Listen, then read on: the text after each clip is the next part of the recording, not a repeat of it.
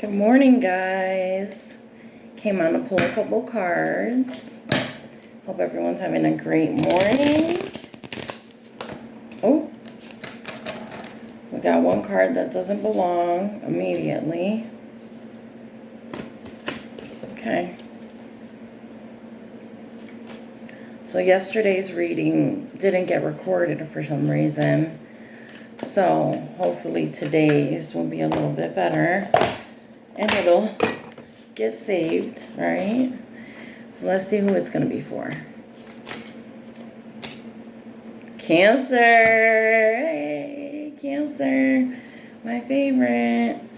And we got the Nine of Pentacles at the bottom of the deck. Let's see what else we get. Cancer energy, we got the Chariot card. That is like the moving forward card. No one stops the Chariot, right? So that's like for my fellow Cancerians, anywhere you have it in your chart, right? You've decided on a path and you're headed straight in. Nothing's going to stop the Chariot. The person driving the Chariot is protected with God's armor, right? And then there's balance with the black and the white in the front of the Chariot. Okay, let's see what we can get from here. So I'm using this new deck that I've been trying to use, but things have been a little sketch. So we got Chained and Sipping. So we got an unhealthy attachment, and then we got somebody gossiping here. Let's see something. Let's see if we can find out who this gossiper is. Spreading rumors.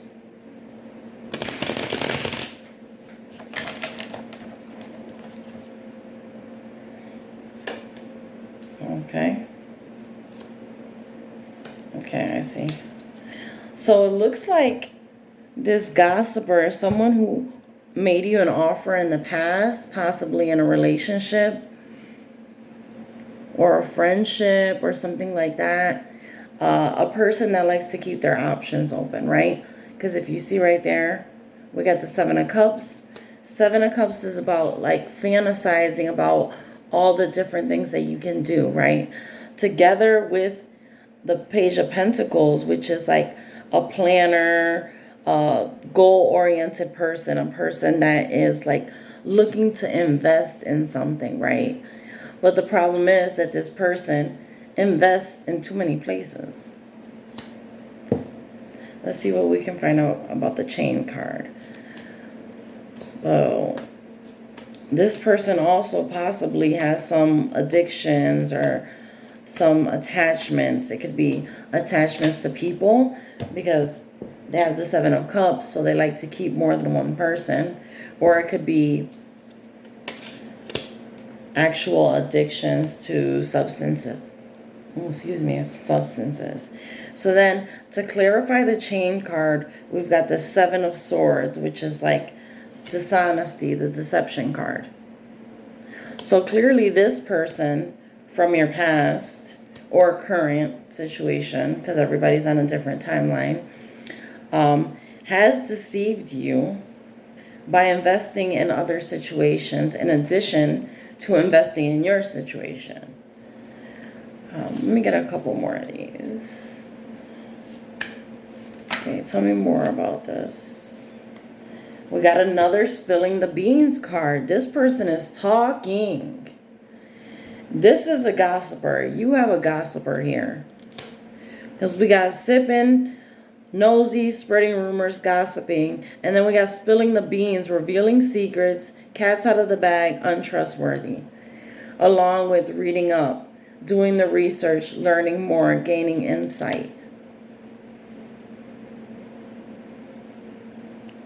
So to me, it looks like this person was caught. I'm not sure if you're the one that caught him or if it was one of their other options that caught him. But it looks like they were doing a little bit of creeping here with the Seven of Swords. Investing with other parties.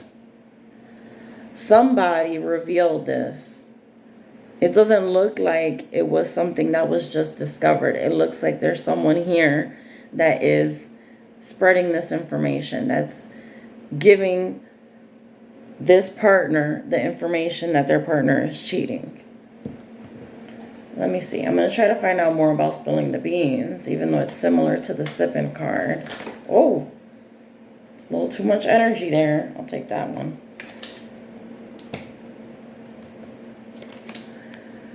Ooh, we got a Two of Swords.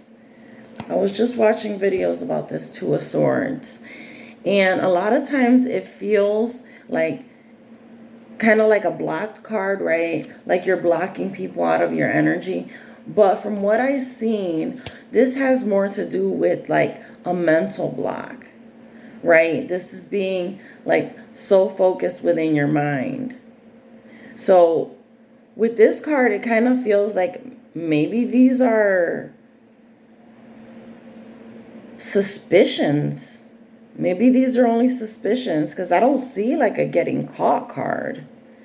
I see like spreading rumors, gossip.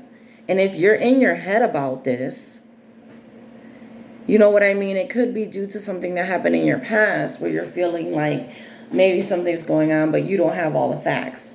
So you're looking for someone to reveal these secrets, and you're doing research trying to find out more about this person. But that's still a problem, because if you feel that you have to go to the extent of doing research on someone that you're in a partnership with, the lack of trust is already there. Right?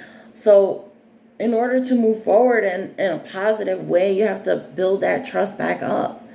Like doing research and finding nothing is not going to give you the peace of mind that you need, right? Because the peace of mind has to come from you genuinely trusting someone that you're in a relationship with. Then we got the Sun, beautiful. We got the High Priestess, and we got the Eight of Pentacles. So Sun card is always nice to see. It's like positive energy that's trying to come through. We got the High Priestess. So you're using your intuition here to make the best choice in this situation. And really, this is where you really need to come through strong with your intuition when you are suspecting of something. Because it's easy to like create illusions in your mind. So you have to know the difference between what's your intuition and what are just suspicions, or, you know, possibly like just negative energies and thoughts that are creeping into your mind, trying to disrupt your energy. And then we have happy employment.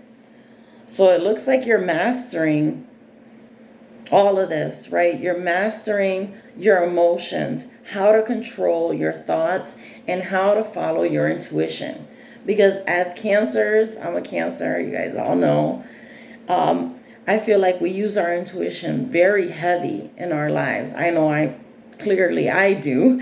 But it's very important to be able to decipher when you're getting messages from the universe and from God and your ancestors, and when you're just being paranoid, basically. So it does take some time to practice this, right?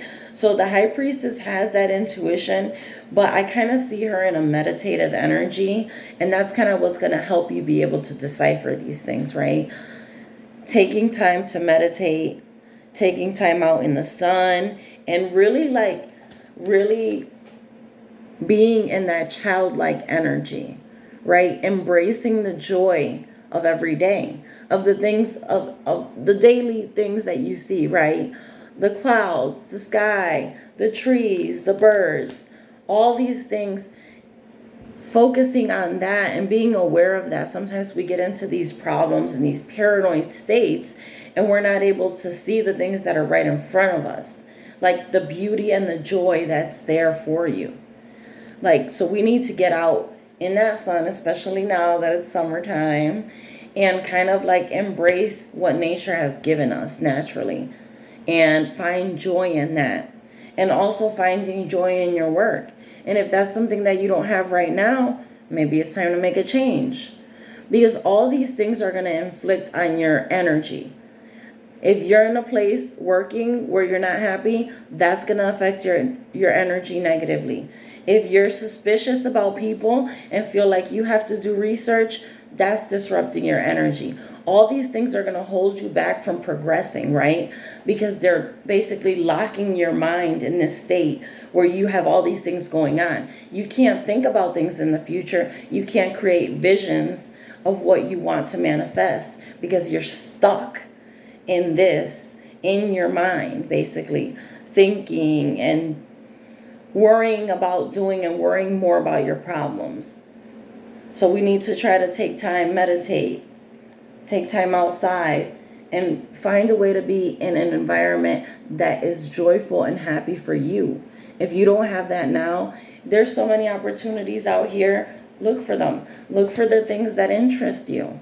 That's what's going to bring joy in your life, and try to embrace your inner child and just having fun and being a little bit free on a daily basis and enjoying the things that you see outside, not worrying so heavily on the problems that you have, and trying to meditate and calm your mind so you're not locked in this position and you can continue to manifest, have visions for your future, and eventually get there, right? Because we have to be able to see it in our mind in order to create it here in the physical world. I mean, that's a heavy part of it. That's why you have to have a clear mind. So clearing your mind, I think, is going to be like the top priority here. Meditation is going to be like your number one option. Being outside in nature is also a good option. So I hope you guys enjoy the reading. I hope you guys have a wonderful day and enjoy the sunshine. I love y'all. Take care.